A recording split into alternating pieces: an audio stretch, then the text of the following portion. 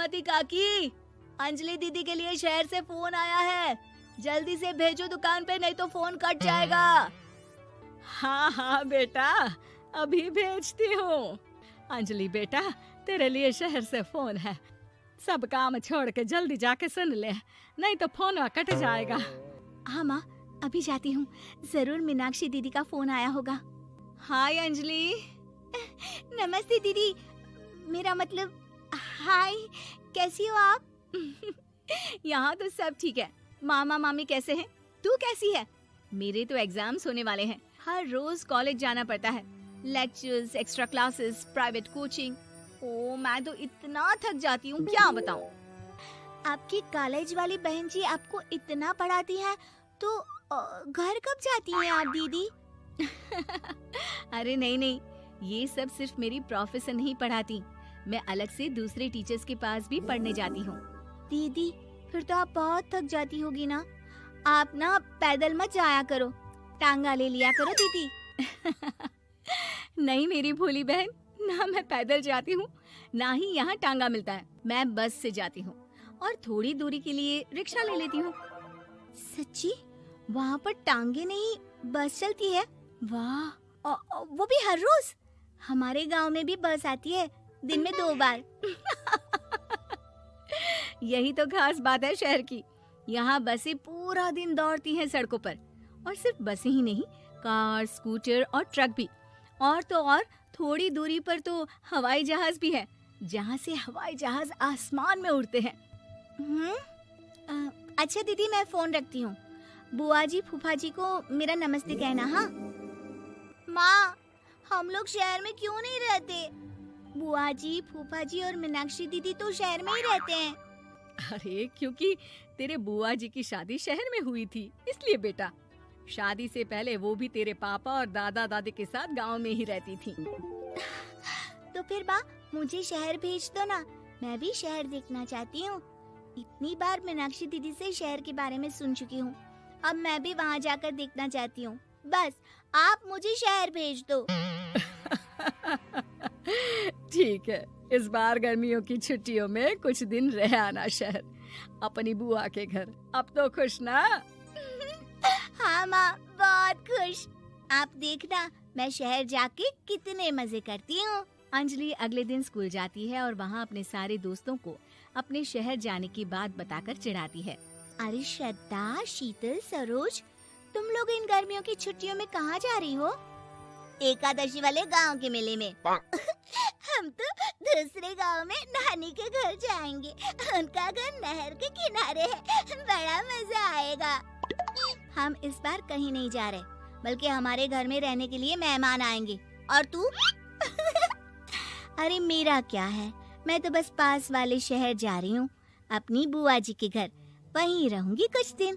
तुम लोग चिंता मत करना, मैं चिट्ठी लिखूंगी तुम सबको वहाँ से। पापा, मुझे तो चक्कर आ रहे हैं, जी घबरा रहा है।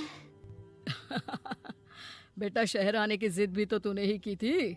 अब पहली बार बस में चढ़ी है तो यही होना था। भुगतो अब। अरे मामा जी, अंजलि, आप लोग आने से पहले बता तो देते, मैं लेने आ जाती बस स्टैंड तक।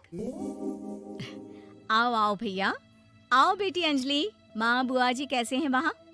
और भाभी कैसी हैं?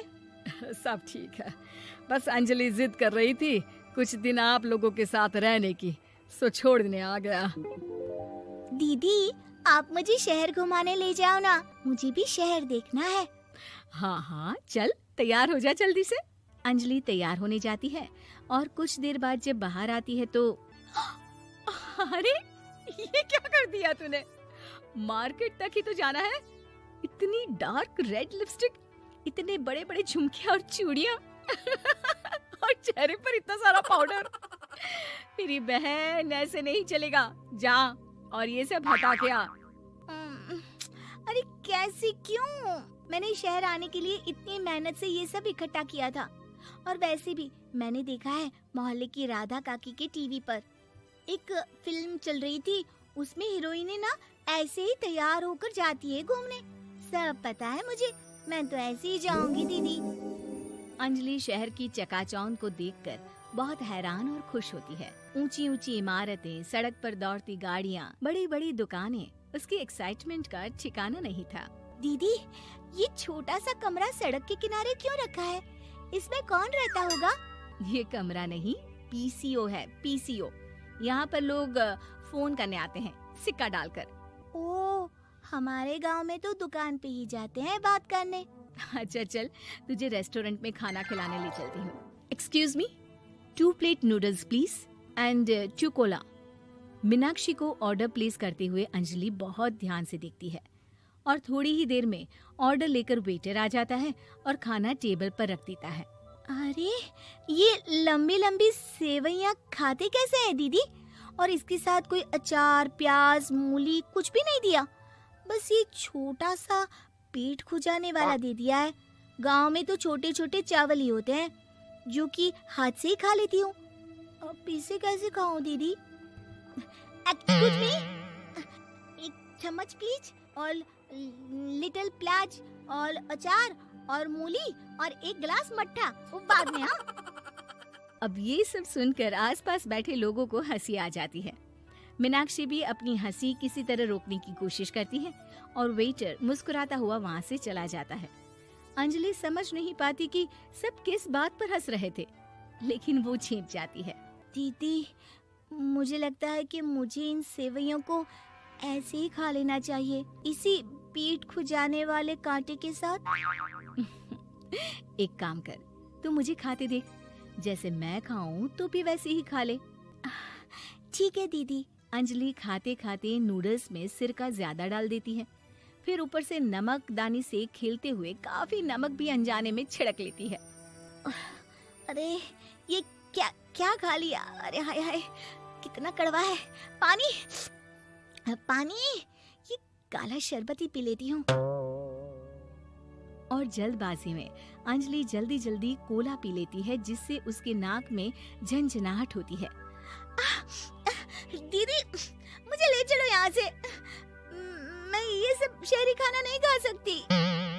अब शर्म के मारे मीनाक्षी अपनी बहन को वापस घर ले जाती है और कहती है कि देख अंजलि, माना कि शहर और गांव एक दूसरे से बहुत अलग है, लेकिन इसका मतलब ये नहीं कि हमेशा शहर ही बेहतर हो और उस वजह से हमें वो सब करना पड़े जो हम नहीं कर सकते। शहर में सहूलतें तो हैं ही, पर चुनौतियां भी हैं। हम जहाँ भी रहें, हमें कभी अपने आप को कम या ज्यादा नहीं समझना चाहिए।